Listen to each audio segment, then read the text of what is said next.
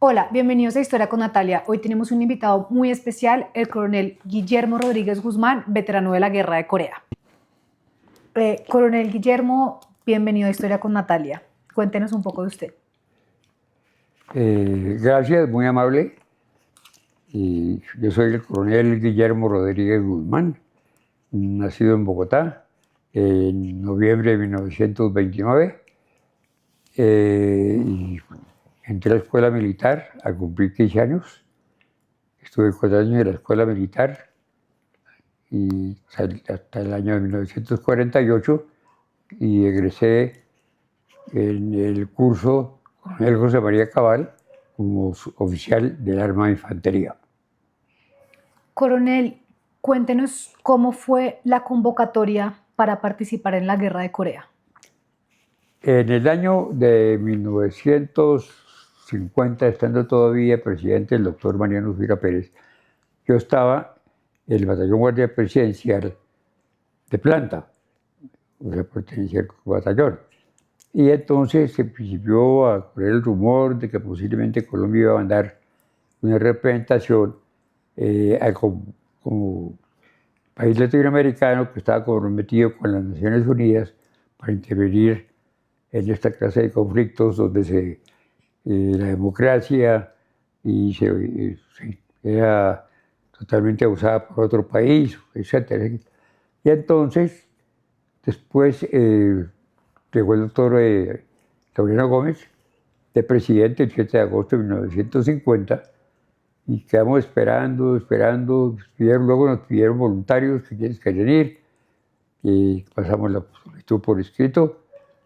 Y a fines del año 1950, en noviembre, ya Colombia ofreció el batallón de infantería y en diciembre se vistió la organización, una vez aceptado por las Naciones Unidas y por el ejército americano. Y el batallón principió su organización en la Escuela de Infantería y en la Escuela de Caballería a partir del 1 de enero de 1951. ¿Qué lo motivó a usted para unirse al Batallón Colombia?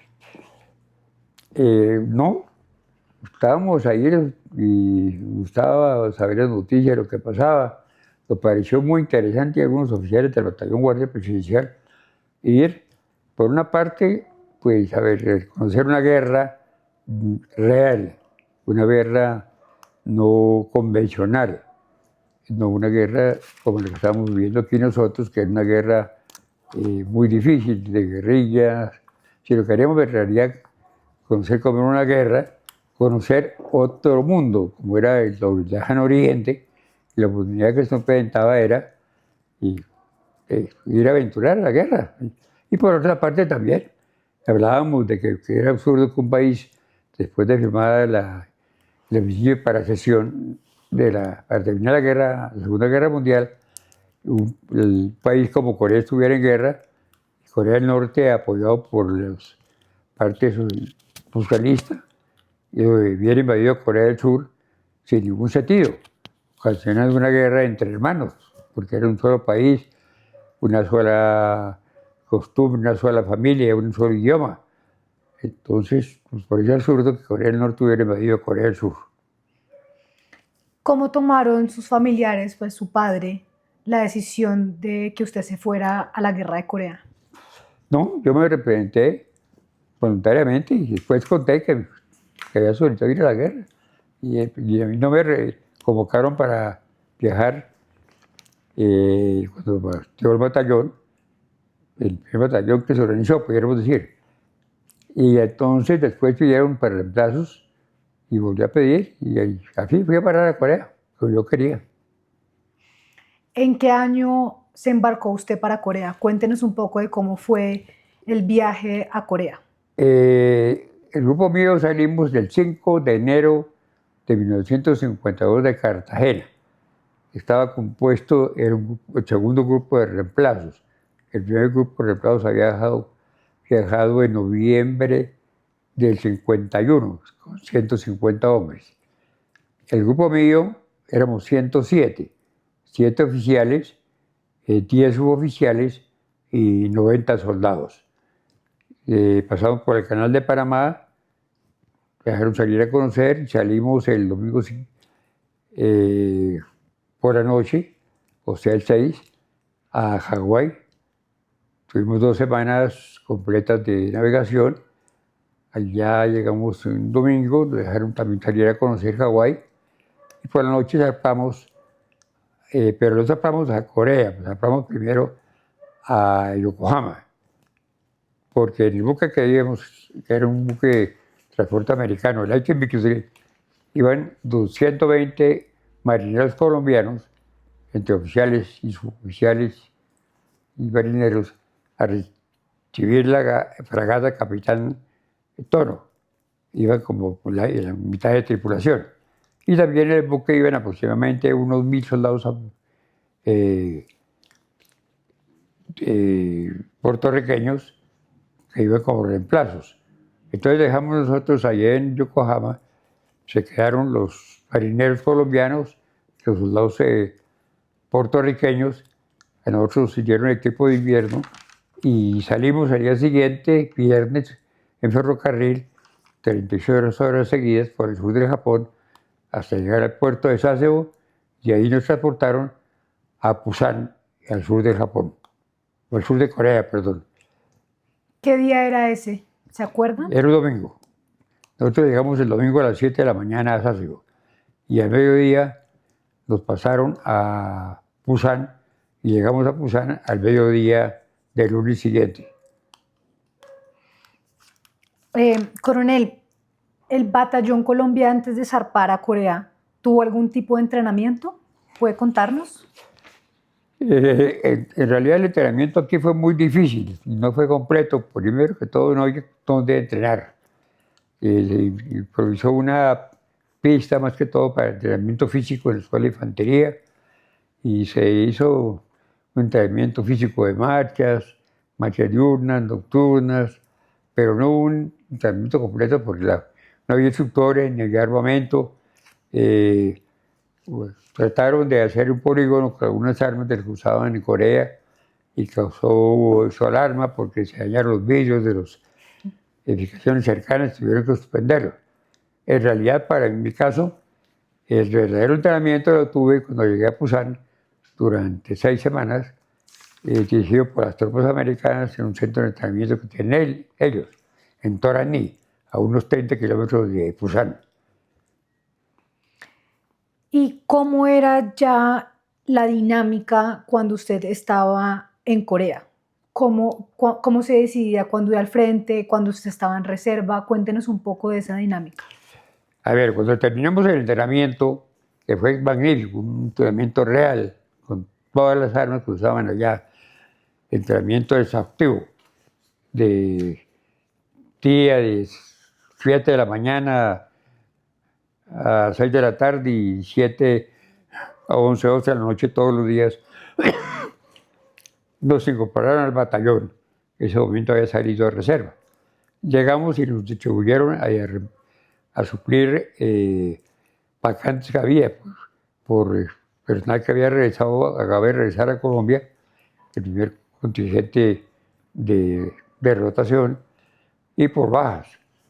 El batallón en ese momento estaba en el Regimiento 31, llamado Sus Polares, de la 7ª División de Infantería. Anteriormente había estado en el Regimiento 21 de la División 24. El batallón era un batallón más de infantería dentro del regimiento. El regimiento tenía sus 3 batallones de infantería con soldados americanos.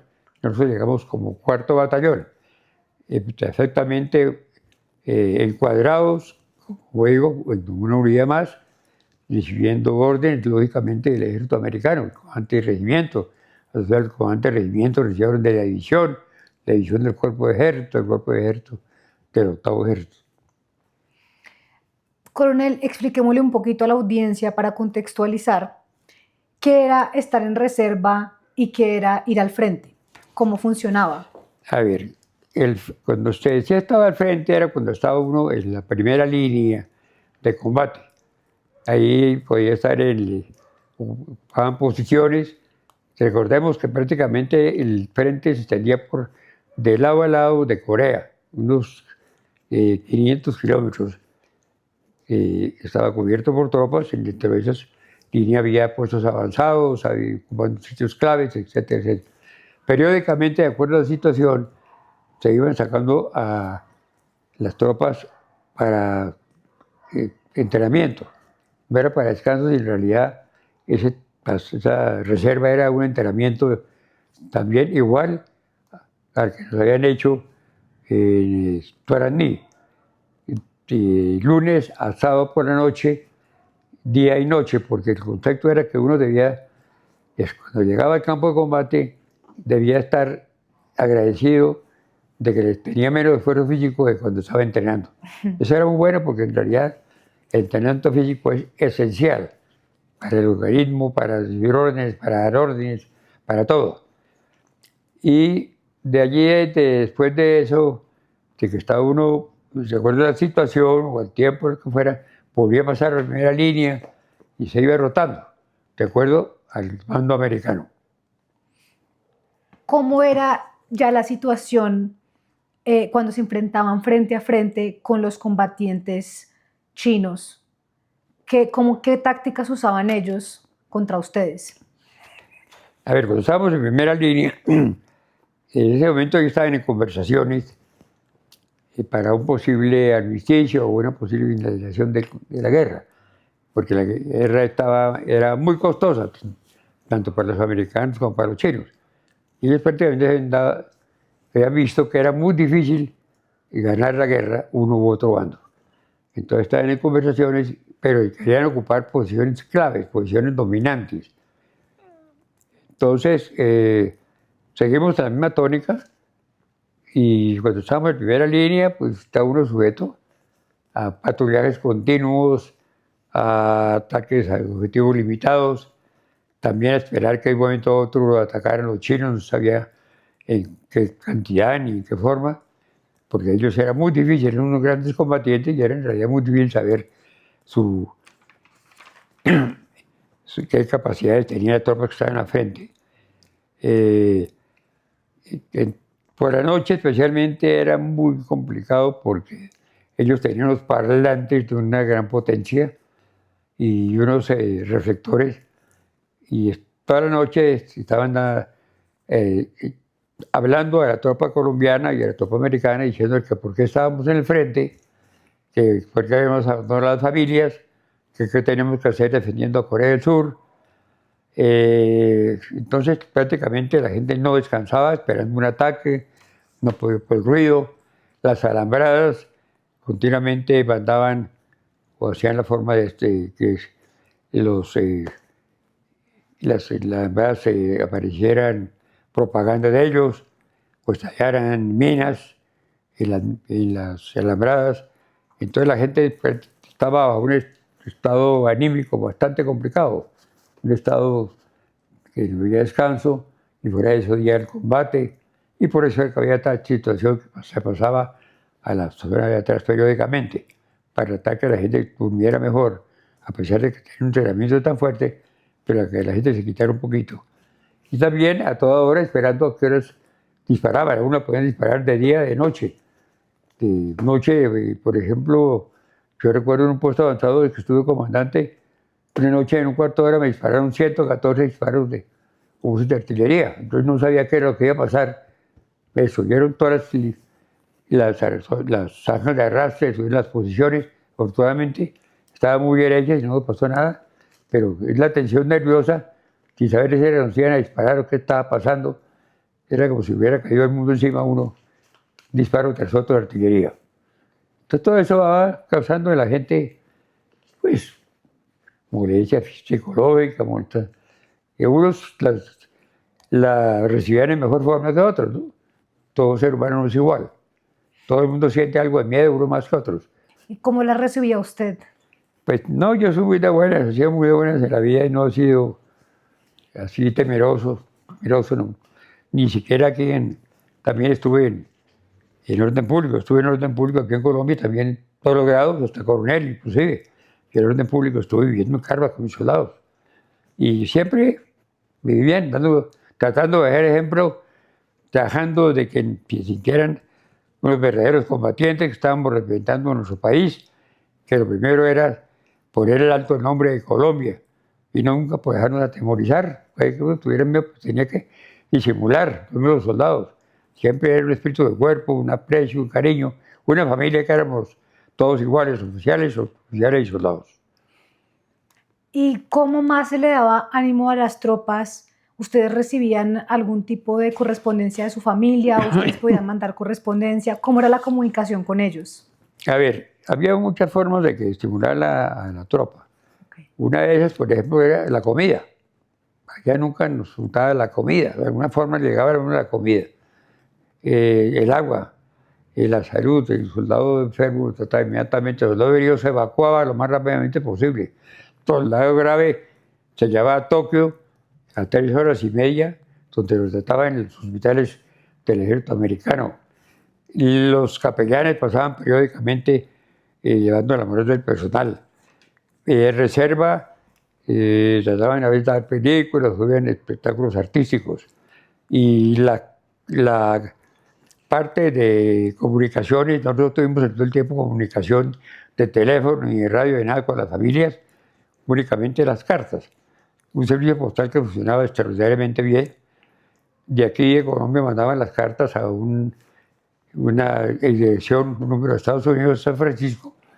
Ahí se la mandaban a donde estuviera el batallón y todos los días en estafeta del batallón pasaba repartiendo cartas, estuviéramos en zona de combate o en zona de reserva y recogiendo cartas.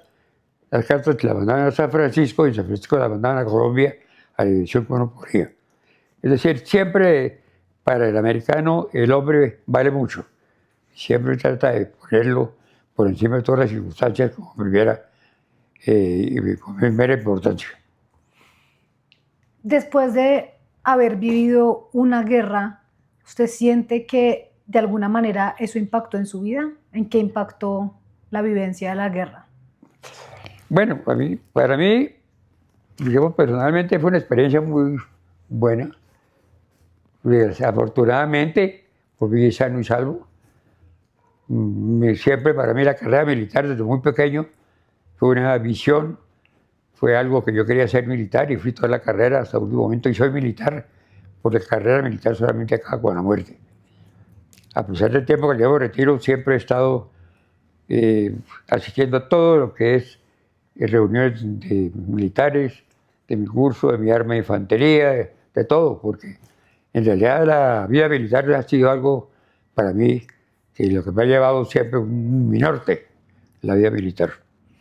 Coronel, y cuéntenos qué otros cargos usted desempeñó en la guerra. ¿Estuvo siempre en el frente o en la reserva? ¿Cómo fue la dinámica?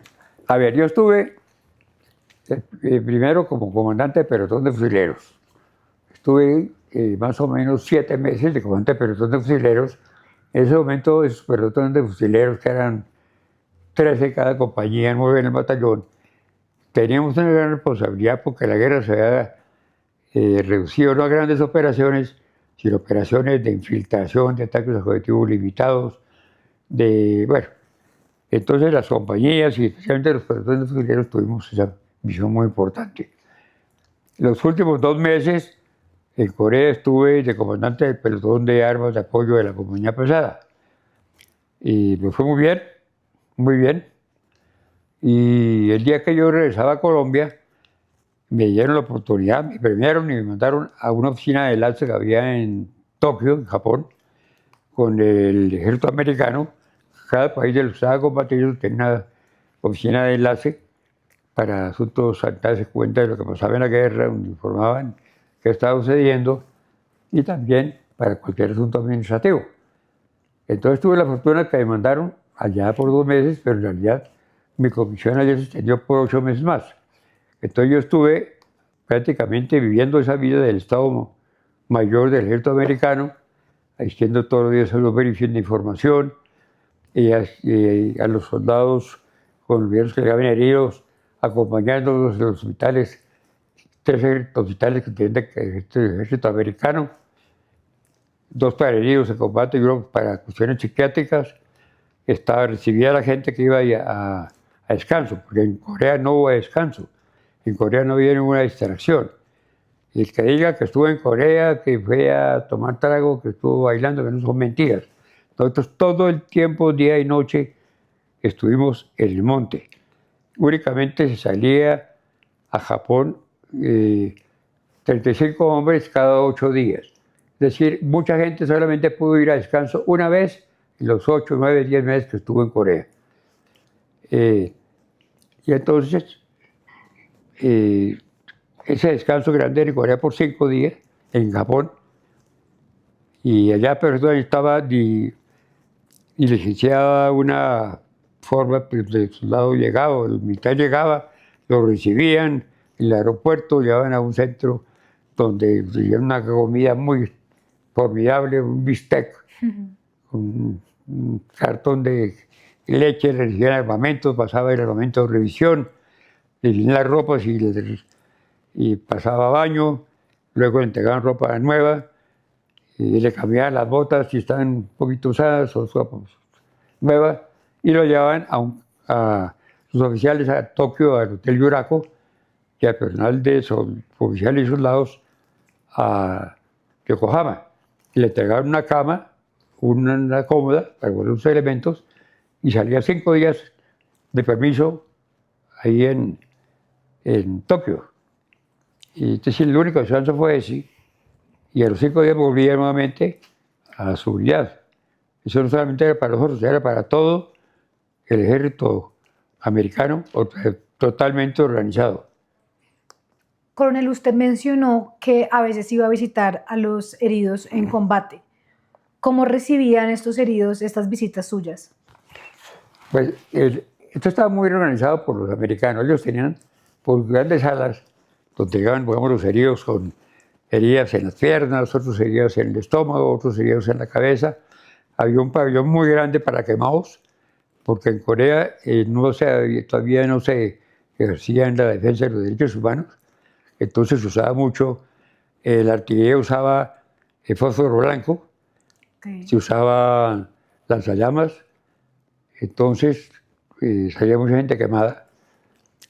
Entonces pues para los soldados era muy interesante pues, que recibiera un colombiano oficial, porque ellos sufrían mucho allá por el idioma.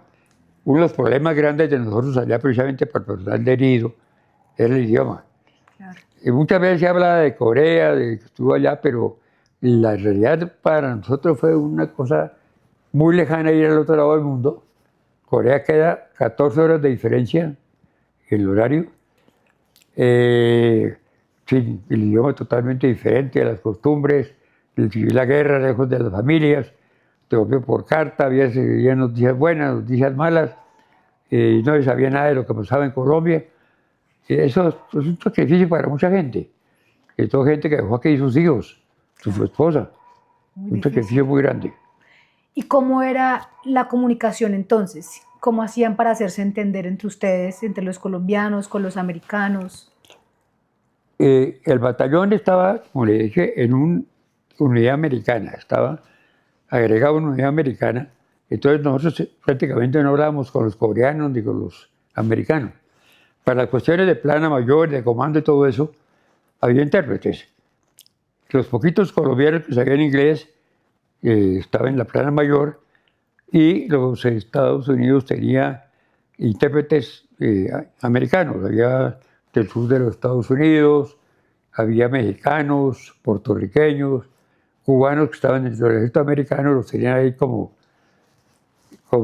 enlace para la cuestión del idioma. Y para dirigir el tiro, había centros de tiro que lógicamente eran dirigidos por americanos, pero y tenían que saber el idioma inglés. Y también en cada compañía había un soldado coreano, por si había necesidad de hablar algo en coreano, porque el batallón tenía una compañía de coreanos agregada para ayudarlos a transportar la comida, la munición y eso. Sí. No estaban armados, estaban agregados por lo menos un oficial colombiano para estas cuestiones, ayudaron a subir los sacos de arena, la madera para construir los búnkers, todo eso, los coreanos nos ayudaban con esa compañía. Entonces había un universitario coreano que sabía español y él nos ayudaba mucho a poder tener esas conversaciones.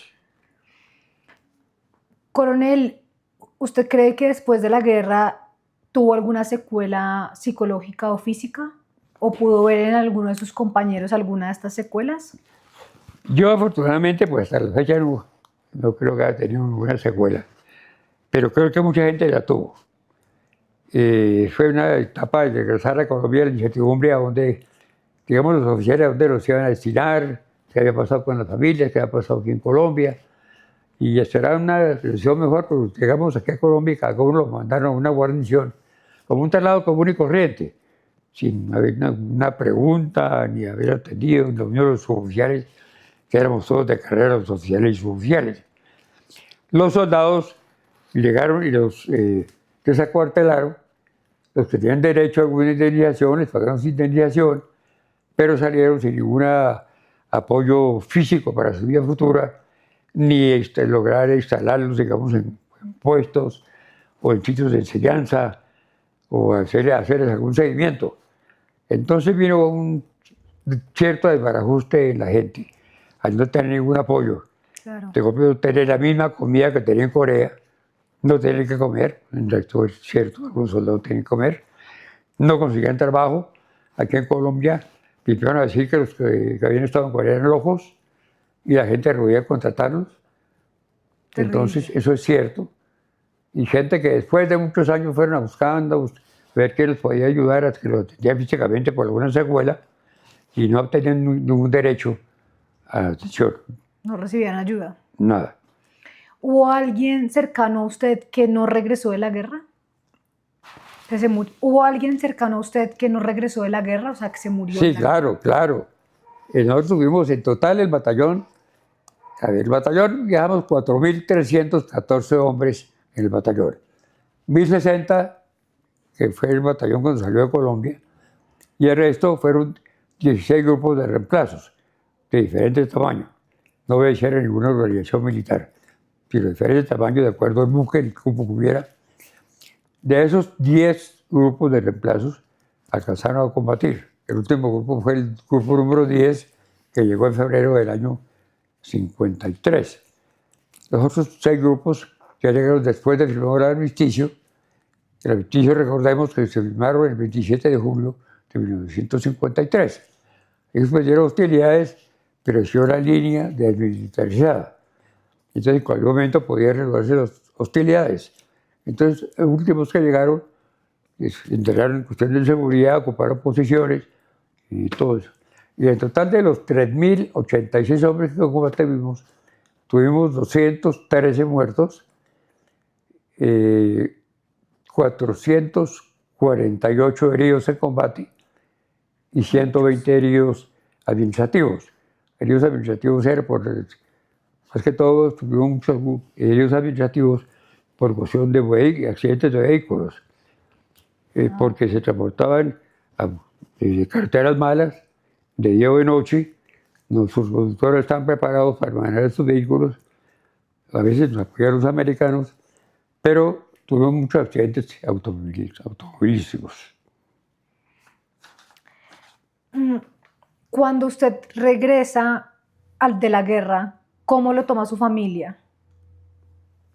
No, pues fue una cosa, pues yo llegué y mi papá era abogado, estaba en su oficina, mi hermano estaba en la universidad, la familia estaba todo aquí. Entonces yo sé que cuando me echaron 45 días de vacaciones, sin tener ningún contacto con la parte militar, yo llegué, porque viajé con mi jefe de la oficina en Tokio, inclusive viajamos, como se dice, por las tiendas, porque no teníamos pasaporte. En ese tiempo Colombia no tenía embajador ni cónsul en Japón.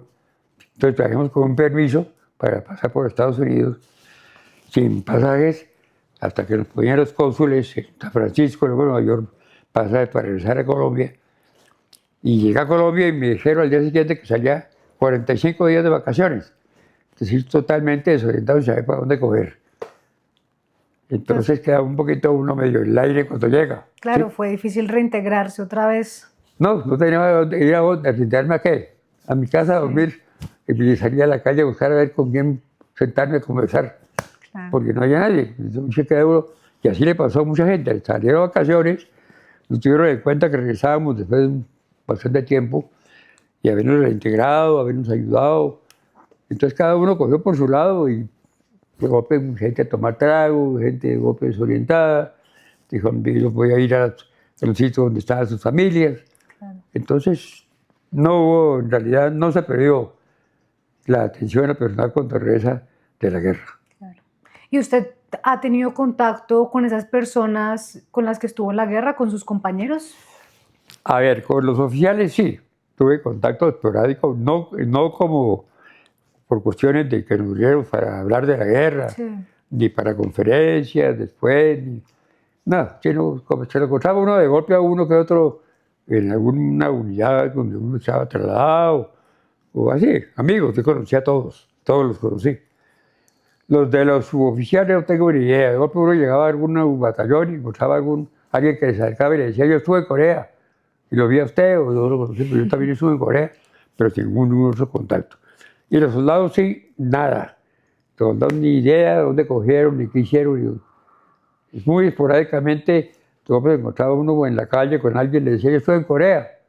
Y ya, era lo único. ¿Y cree usted que es importante que hayan como esas reuniones de veteranos para que la gente tenga conciencia de cómo fueron sus vivencias? ¿Le gustaría, digamos, que tener ese tipo de asociaciones? Claro, hubiera, hablando en pasado, Claro. porque ya casi todo está muerto. Sí. Pero cree que es importante para las nuevas generaciones. Sí, después nosotros nos reunimos los oficiales después de que estuvimos ya retirados, el año 89, cuando todos estábamos retirados, y habíamos muerto algunos, hicimos la asociación de oficiales, pero nunca conversamos específicamente sobre las cosas de Corea. Tratamos de dar conferencias para que las nuevas generaciones de oficiales, pues por lo menos tuvieran idea de lo que habíamos hecho nosotros allá. Claro. Pero fue muy difícil, en realidad ha sido muy difícil, y todavía es muy difícil que uno lo tengan en cuenta para cualquier conversación, para cualquier conferencia. De golpe esporádicamente para entrevistas, así como lo que usted me está haciendo, para noticieros, para ciertas cuestiones de golpe. En cambio, Corea ha sido muy interesado en nosotros. Hay que reconocer, aprovecho. Sí, qué bueno. ¿Y que tiene Corea, contacto con los coreanos en este momento? sí, claro. Corea, después de que pusieron en su embajada, el año 62, poco a poco fue penetrando. Y Corea, ya después de retirados nosotros, siempre nos invita al día de celebración de su Día Nacional, siempre Qué el bueno. día del comienzo del armisticio, se hace una ceremonia por cuenta de Corea. Cuando ahora con el COVID, a cada hogar colombiano veterano le llegó una caja con utensilios para que la sirvieran, tapabocas, comida, galletas, colchones, todo como un apoyo del gobierno coreano.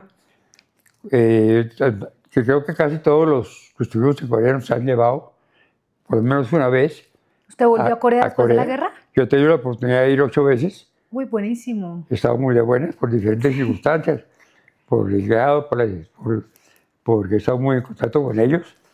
Y siempre allá lo tienen de alguna forma extraordinaria. También he tenido el gusto de tener en mi casa, en mi apartamento, he tenido que algunas veces los trabajadores han venido a mi hogar. Una vez vino un ministro y lo pude invitar a mi hogar, para que conociera como un hogar de un oficial colombiano. Claro, buenísimo. Y ha sido extraordinario el Centro de Rehabilitación y Reemplazos, que llaman aquí DIBRI. La construcción la hizo el gobierno coreano y el terreno lo dio Colombia, pero la construcción toda la hizo el gobierno coreano. Y como cosa especial, lo quiero citar, era para los coreanos y los que estuvieron en Corea no podían entrar porque no pertenecía al tema de salud militar colombiano.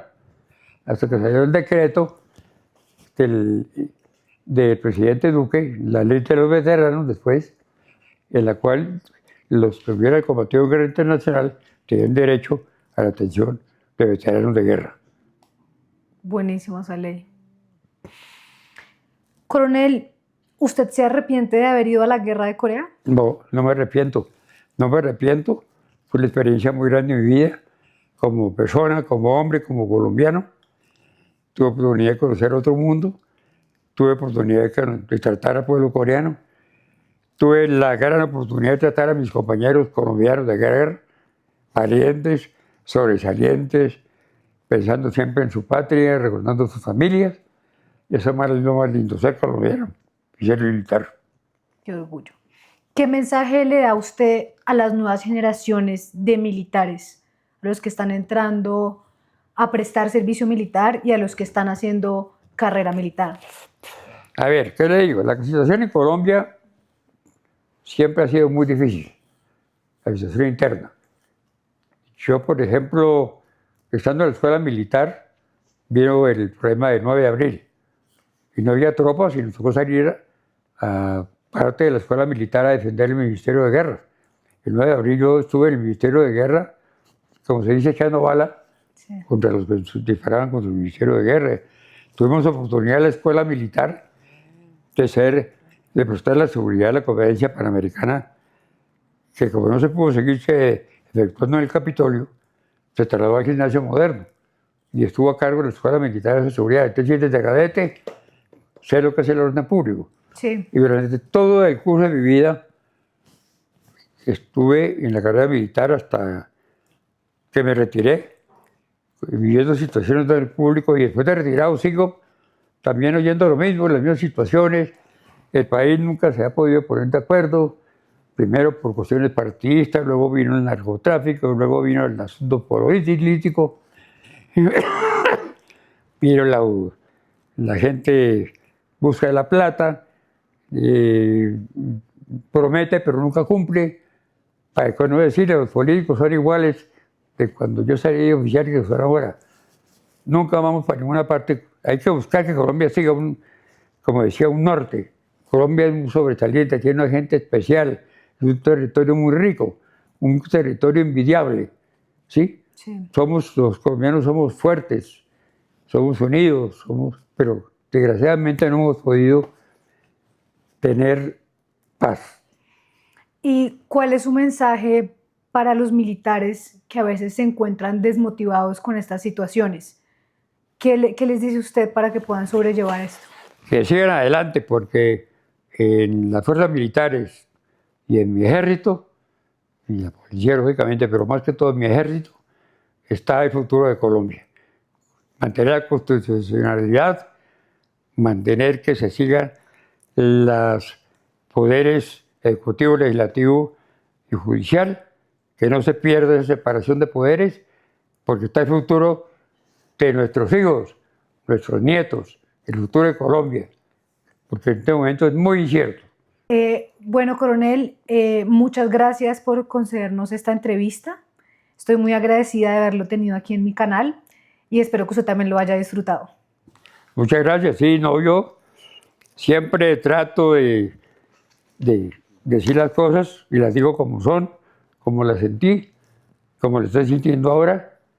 Soy colombiano, soy militar y siempre digo la verdad, lo que me consta. Y siempre para los medios de comunicación, para todos, soy abierto. Y muchas gracias por usted, por su interés, por su apoyo, por mostrarnos lo que somos. Gracias, coronel.